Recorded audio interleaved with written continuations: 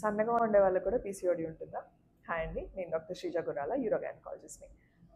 చాలామంది అనుకుంటూ ఉంటారు, నేను లావుగా లేను కదా, ఓన్లీ లావుగా ఉంటేనే కదా మనం పీసీఓడి వస్తుంది, నాకెందుకు ఉంది పీసీఓడి అని.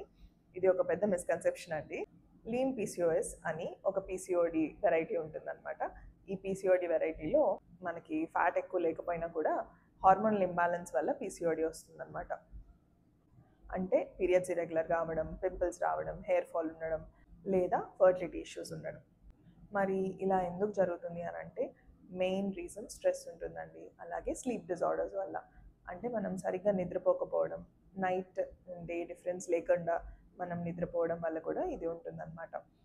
డైట్ సరిగ్గా లేకపోవడం అనేది కూడా ఒక మేజర్ ఫ్యాక్టర్ అవుతుంది. అలాగే ఇన్సులిన్ రెసిస్టెన్స్ అంటాం, అంటే మన బాడీలో షుగర్స్కి తగ్గిన దానికంటే చాలా ఎక్కువగా ఇన్సులిన్ ఉండిపోవడం.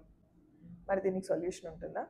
బేసిక్ సొల్యూషన్ మనం ఇంట్లో చేయగలిగినవి ఏంటి అని అంటే రెగ్యులర్గా ఎక్సర్సైజ్ చేయడం, డైట్లో ప్రోటీన్ రిచ్ ఫుడ్ ఎక్కువ తీసుకోవడం, అంటే ప్రోటీన్ ఉండేటట్టు చూసుకోండి మీ ఫుడ్లో. స్ట్రెస్ ఏదో ఒక విధంగా తగ్గించుకునేలా చేయండి. మంచి నిద్ర కూడా ఇంపార్టెంట్ అండి. అలాగే మీరు మెడికల్ గైడెన్స్ తీసుకుంటే అది ఇంకొద్దిగా హెల్ప్ అవ్వచ్చు.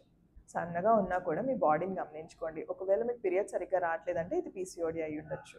సో ఇరెగ్యులర్ పీరియడ్స్కి ట్రీట్మెంట్ తీసుకోండి. అండ్ ఒకవేళ పీసీఓడి ఉంటే మాత్రం అది దేని వల్ల అనేది గమనించుకోండి.